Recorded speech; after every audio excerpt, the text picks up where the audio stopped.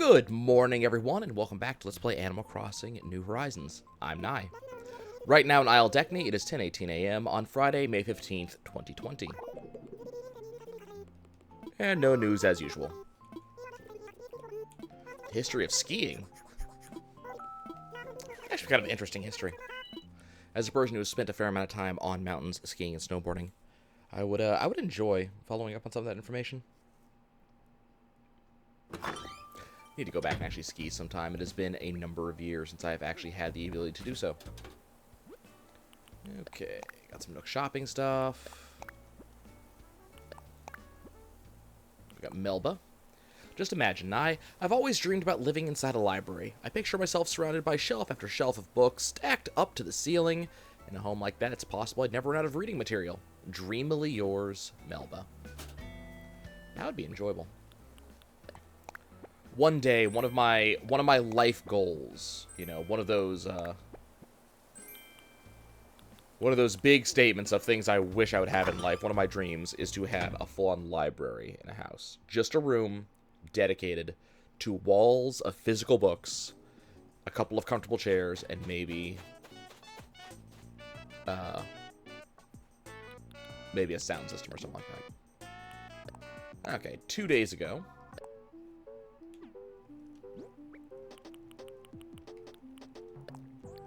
Put away some stuff I don't need.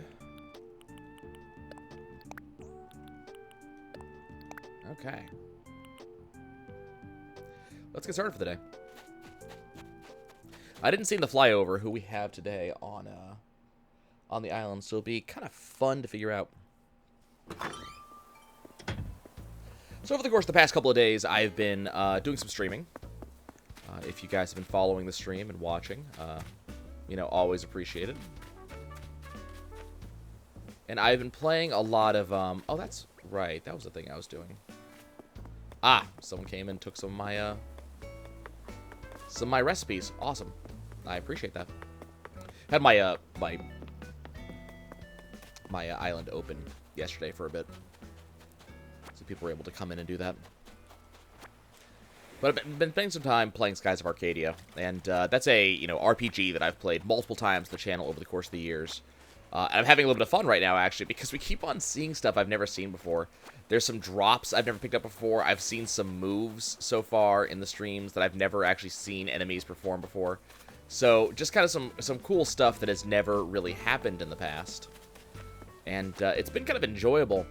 But one of the kind of notable things that's been happening is that one of my attempts right now is to beat the game without, and 100% it, so it's including some of the secret hard bosses, but to beat the game without grinding, to beat the game without, also without assistance. So I'm trying to 100% the game, finding all of the, so what do we get? Cardboard sofa, I already have that one. But trying to 100% the game without assistance, meaning I'm not looking up any data that I don't, like, know already. I looked up something yesterday because I was checking timing to make sure I hadn't screwed something up. And a bounty that I was trying to hunt down that simply just wasn't available yet. I knew where the bounty was. I knew what the bounty was. I was prepared to fight it. But it turns out I just kind of forgot what time you actually encounter this bounty. You see it much later in the game, not where I was at. But that's kind of the only things I'm planning on actually looking up. Everything else I need to actually remember. So I'm having a lot of fun. But one of the things one of the folks watching commented on was that certain enemies felt a lot easier than other enemies. Especially based on, like, kind of what time in the game I was in.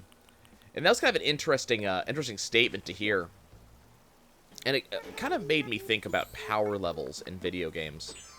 And also games in general, not just video games. I was thinking about, you know, something like Final Fantasy 11, not 11, sorry, Final Fantasy 10, Binding of Isaac, Enter the Gungeon. I was thinking about power levels in video games, and I was kind of curious, you know, what do you like when it comes to maximum power level in video games? Something like Final Fantasy X, once you hit effectively max level, once you have done you know, you've done all the stuff. You've beaten penance, stuff like that. Standard level bosses, so the usual bosses you would... Oh, hey, cool. Okay, Red's here. I see his, shop on the map. But you beat the standard bosses, you know, you do all that stuff. And, by the time you beat penance, most normal bosses you'll kill in one attack. Like, all of the standard bosses in the game, the bosses you would, you'd fight throughout the course of the normal game, you'll kill them all in one attack by the time you defeat penance. So, you know, thinking on that subject, then going back and going, okay, well, what about Isaac? So in Isaac, and Enter the Gungeon, both, you can really level your character up. You can really get a lot of damage going. What's up, Peanut? Yeah, what are you making? A cherry hat. Maglev's in love. It's about trains in love. Okay. Doesn't matter if Maglev Mike took their relationship off the rails. I would love to have this, yes.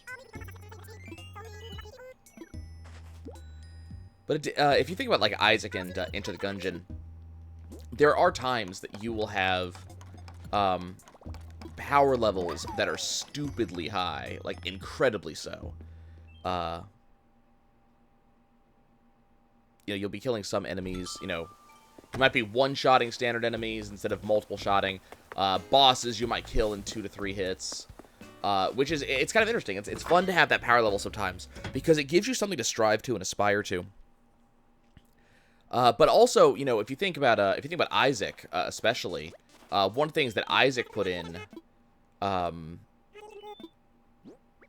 see, I'm gonna give you an essay set to go with the other thing that you have.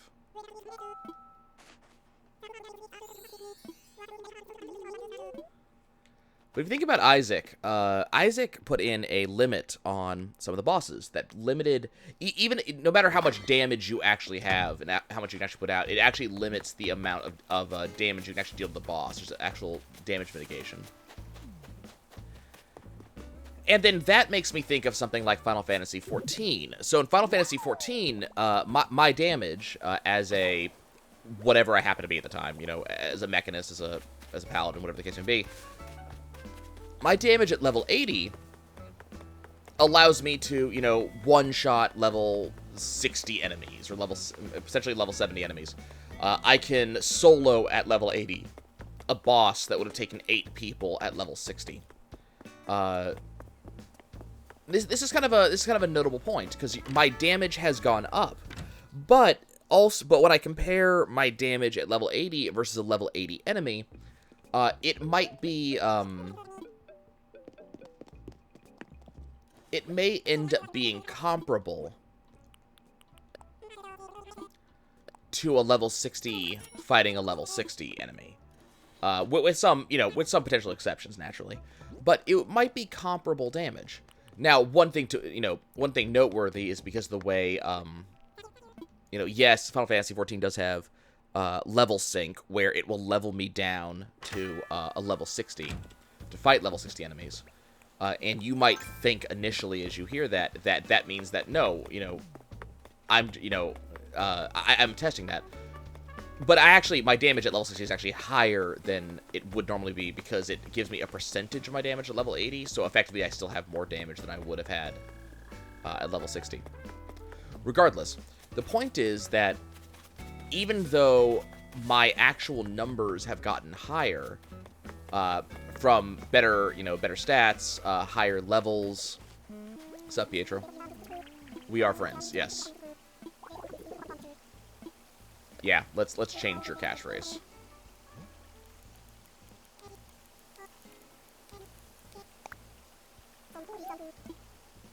Hold on. Not quite right.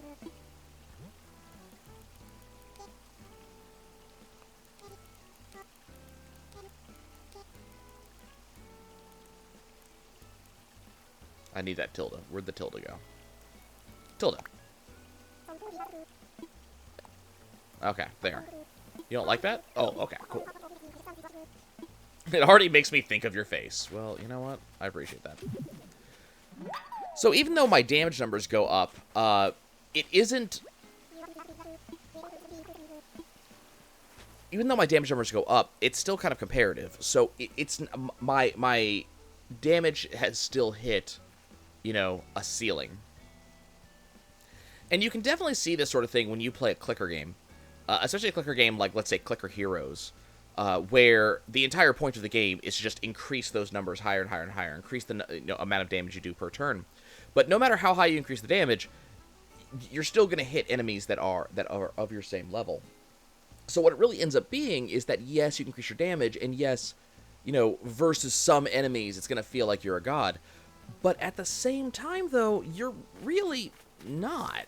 You know, you're not really a god. You're just doing kind of the normal damage you would have been doing, just to enemies of your level. You know, it's all about getting that higher number, but that higher number kind of becomes meaningless. You might as well start dropping the extra zeros, and you know, only look at the first 2 digits each time, because that's all that matters. So some games will allow you. No, you jerk. Some games will allow you to get potentially infinitely powerful. There we go. Here, have an ironing board. Some games effectively let you get infinitely powerful and let you feel infinitely powerful. You know, I'm thinking of I'm thinking of something like the BFG in Doom or something like that. You know, you get to feel super powerful with that gun compared to your normal guns, like compared to like a pistol or something like that. And that always feels awesome. And some games let you have that. And if you did the work, if you put in the effort, you do get to be this super powerful god running around. And sometimes, you know, sometimes it's permanent, sometimes it's temporary. But you know, it's like Mario with a superstar, right? You know, he's invincible. He kills everything in one hit. You get to have that, and no enemy gets to ignore that aspect of you. You know, you are super powerful during that. And then some games, they do limit you. You know, they go, well, you know, you're really powerful, but enemies are also as powerful, so you're only, you know, you don't necessarily feel it, or if you do feel it, you only feel a little bit more powerful than you were before. You may be infinitely more powerful than you were yesterday, but compared to what you're fighting today, you're just kind of there. And then you have other games that just stop your power growth completely. I'm very much thinking of something like, you know, Final Fantasy 13 did this in the story, where at least for a number of chapters, I think eventually it lets you do what you want. But for a number of chapters, it actually inhibited your growth. There was a maximum level you could effectively reach during a given chapter to make sure that the enemies were always, you know, a decent challenge, I guess was the idea. And I'm not sure which style of that I actually prefer. A good portion of me, admittedly, I want to be, what's available right now? Wooden chair and log garden lounge. You know, a good portion of me sits here, and I like the idea of getting super powerful. You know, I think of games like I don't know, Ori and the Blind Forest. A lot of Metroidvanias, actually. Shadow Complex, things of that nature, where I spent a good amount of time searching for items. Neat. But I ended up spending a lot of time. Oh, you know what? I need to check. Let me check turnip prices real quick. But in a lot of the Metroid-style games, like Castlevania-style games, if you go out of your way to grab everything, you end up being incredibly powerful versus standard enemies. And sometimes, you're just incredibly powerful, period.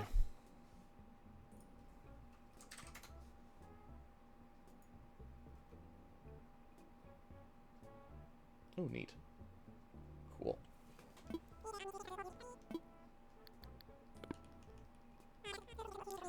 which will actually end up being incredibly powerful if you, if things go, you know, the way that you would hope for. You end up, you know, really easily killing bosses. You have tons of ammo. You deal tons of damage. You put in the effort, and the game says, "Cool, let's give you the goods." And it doesn't minimize you. It doesn't, you know, the bosses don't get harder for your power.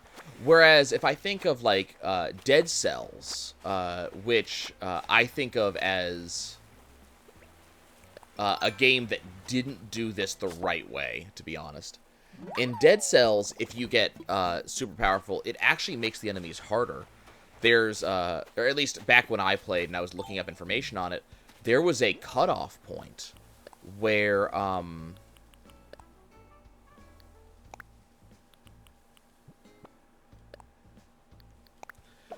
there was actually a cutoff point where, if you chose to,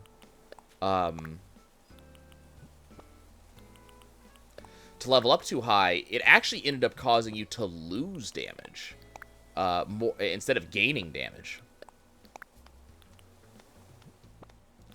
which I always thought was kind of goofy.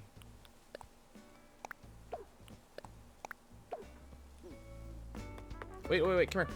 I have a thing for you. Here, I have a thing for you. Here. Yeah. Take a present. Can't wait to see what's inside. Okay. What in the? A stellar jumpsuit? Guess I'll give this a try right now. Oh, you look wonderful. You know my style better than I do. Yep. So apparently if you wrap the present, you actually get a better response from the villagers than if you just hand them a standard one. I kept forgetting that. Jay, if you actually leveled higher, enemies got harder. They got harder faster than you powered up. So you actually ended up making the game harder on yourself by leveling up, which I thought was a little bit ridiculous. And a little bit not fun. It's one of the reasons I stopped playing the game, actually. But me, I enjoy games that will reward me for putting the time and effort in. And allow me to get that more powerful feeling. And it may be something as simple as, you know, maybe the way Hand of Fate does it. And what I mean by that is, for Hand of Fate, when you, oh,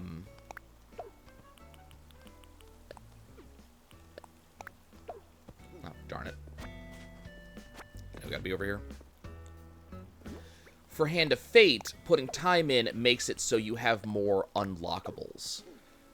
You have more weapons and armor that you can actually encounter. It doesn't actually make you stronger yet, but you get more stuff. That happens with a lot of roguelike games. But you could get more stuff. So some of your runs could be truly monstrous. Now, it was still a bit of a random thing, but you could still do it. And I find that really fun. In Skies of Arcadia, putting all the time in that I do, and it's one of the reasons why I'm limiting the amount of time I'm actually spending grinding within the game. The more time I put, the higher level I get, but also the more money I get, and I can spend the money to get,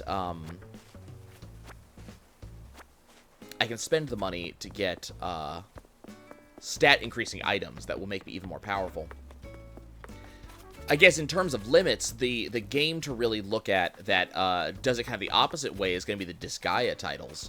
They actively encourage you to grind because your cap gets higher and higher and higher. There are actually secret bosses in those games that you can only really fight if you did go for the stupidly powerful. Oh darn you! Come here. There we go.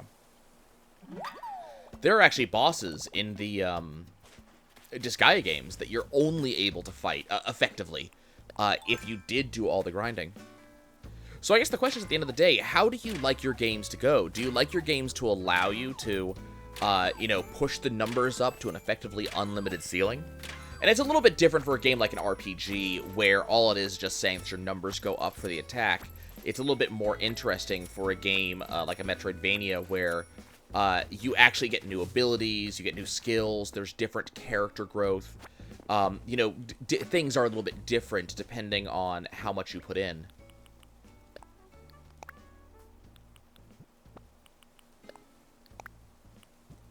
But I like that growth. And on the same subject is the matter of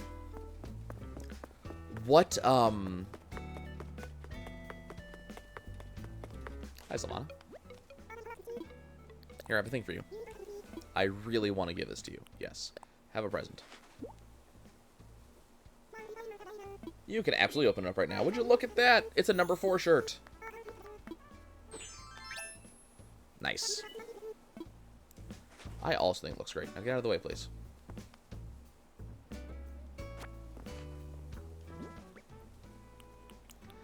That also brings up the question of games where the effect your attack has gets gradually larger.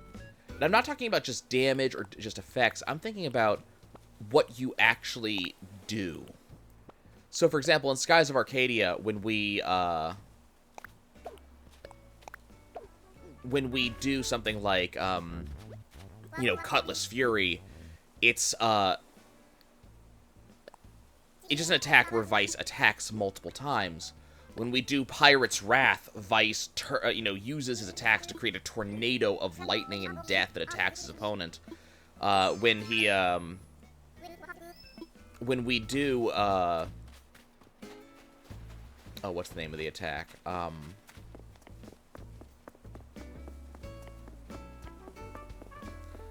mean, when you do the Blue Rogues attack, you call upon your entire crew to attack, and then when you do the other super attack, whose name that I'm currently forgetting, you literally call upon a moon to crash into the world.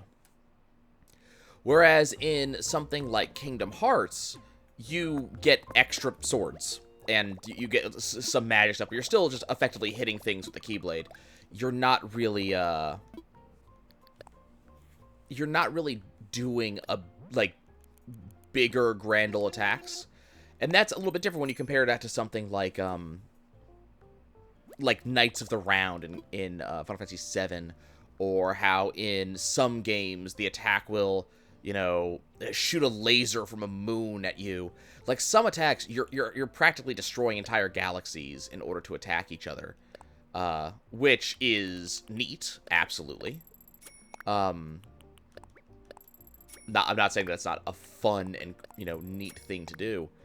But it definitely is this, there's like, you know, I'm trying to think of the word I'm looking for here. There's a certain level of scale that changes in some of these situations. And it ends up with me being curious about you guys, about where do you want the scale to be? You know, how high do you want the scale of power to be at the end of the day? Okay, I want you to assess my fossils. I'm always good for scale to go stupid.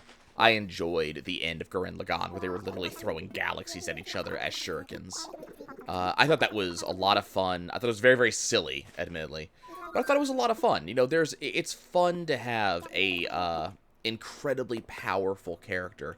It's fun to get stupid every once in a while. It really is. And I really enjoy that. And I feel like, you know, I'd love to see more stuff like that. So I enjoy seeing the occasional RPG where you get to just get bigger and stupider and things like that. But it's also fun, you know, in some other games. And, you know, in Paper Mario, where it's really just how many times am I jumping on your head. It's fun to see those games from time to time.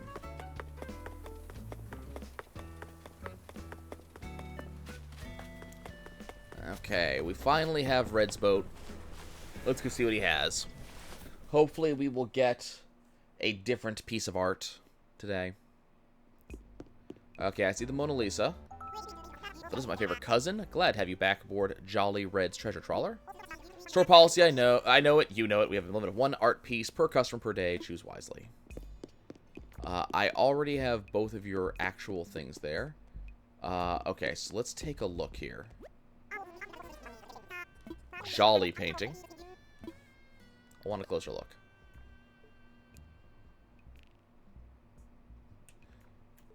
What the hell?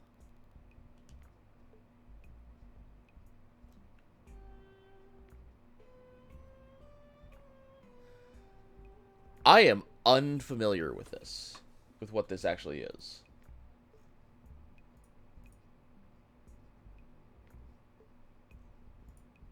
Like, that's... I want to say this looks almost like that one Van Gogh picture, but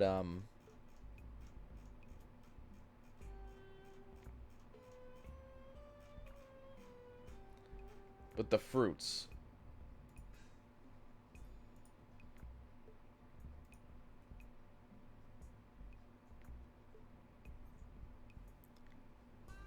It isn't, though. I'm actually looking at the actual,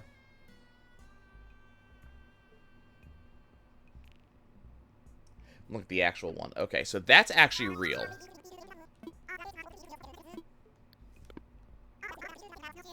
Let's go check the Mona Lisa. I believe this is fake. Just from a distance. Yeah, I think the eyebrows on this one are fake. So I think that's incorrect.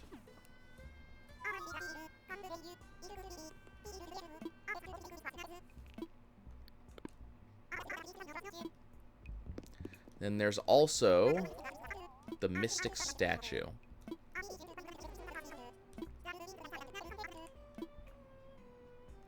But I think we know this other one is real.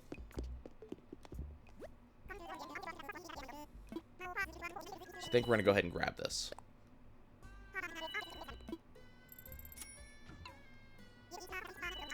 And we'll get that tomorrow. So if I had 3 other people living on my island, I'd actually be able to get these other items. Because it's 1 per person. Not 1 per town. But unfortunately I don't have those other people.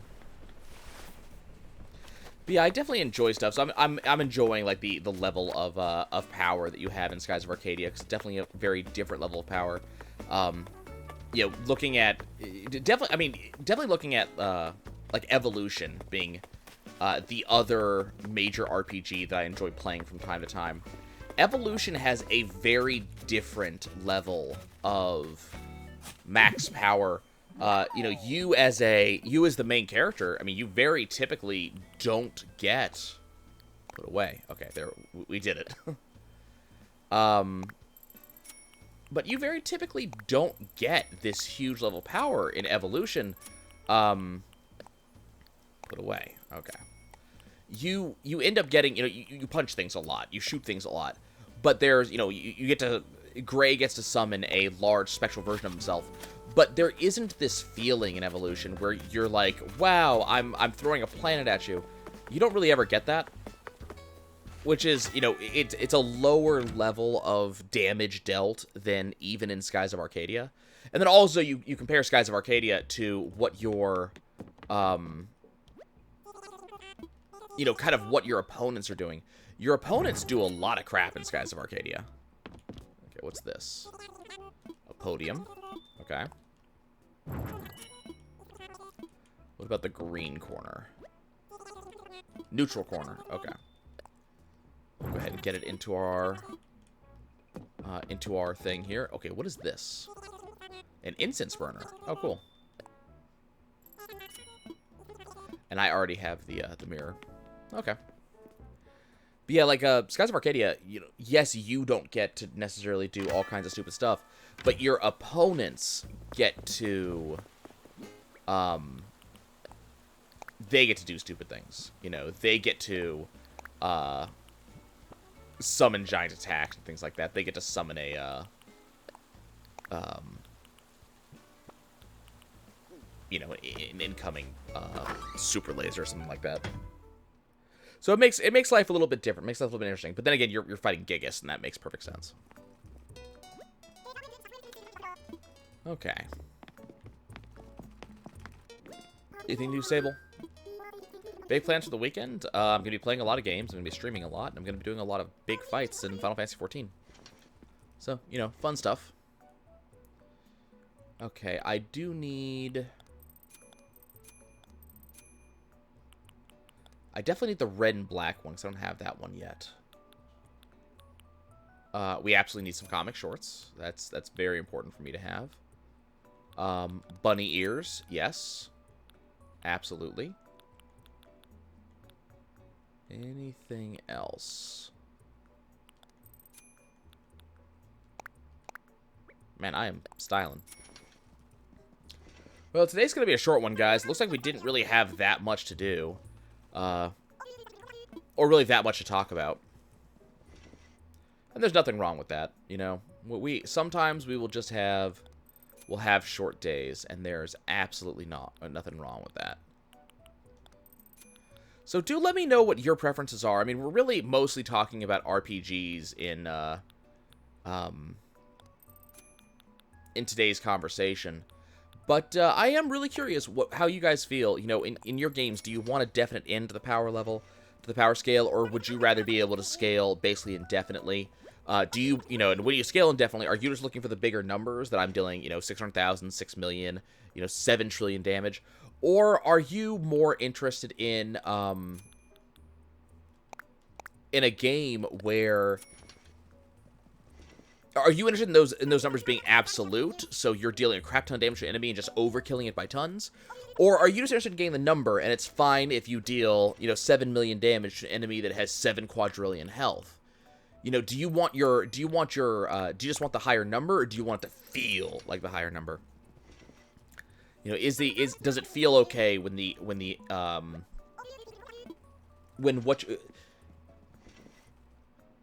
do you just want the bigger number because it's a bigger number, or do you want to actually, do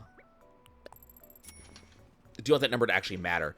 Because really, if you're dealing 7 million health to an enemy that has 7 billion health, if you are dealing 7 million damage to an enemy that has 7 million health, you might as well just drop a number of zeros. So, is that how you feel? I'm kind of curious. And then when it comes to the attacks that you do you want to deal, do you want to be doing basic attacks? Do you want to be doing fairly realistic? Do you like it when it goes insane sometimes? Do you get to, throw planets at each other, or, basically summon nukes? Kind of where do you want to be on that sliding scale of power and damage? All these different games do this sort of thing differently. It's very different on a regular basis. So that does leave me kind of curious where you guys sit. Do let me know. I'd love to hear. We got... What was the painting I just bought? Jolly painting. Okay. Well, thanks for watching, guys. I love each and every one of you. Do leave your comments. I do want to hear, your responses to the subject of damage that we talked about today. We haven't talked to Boone. Let's go talk to Boone. I'd also love to hear about things you'd like to hear me talk about. Leave those comments. I do read them every day.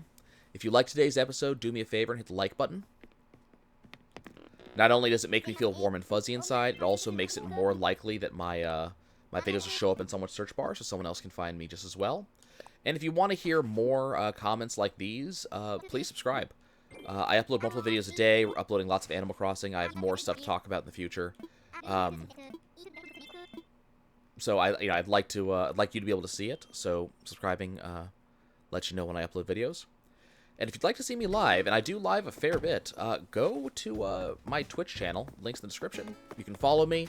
I'm currently working on Skies of Arcadia, Lobotomy Corporation, or Ori and the Will of the Wisps, just kind of depending on what I feel like doing that day. I'd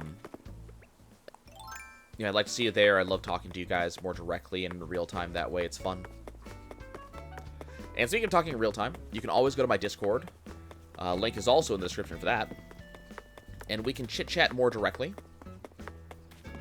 I also use Discord to announce when I'm going live, so it's very helpful if you're trying to catch me in a live sort of way. But thanks for watching, y'all. I'll see you next time.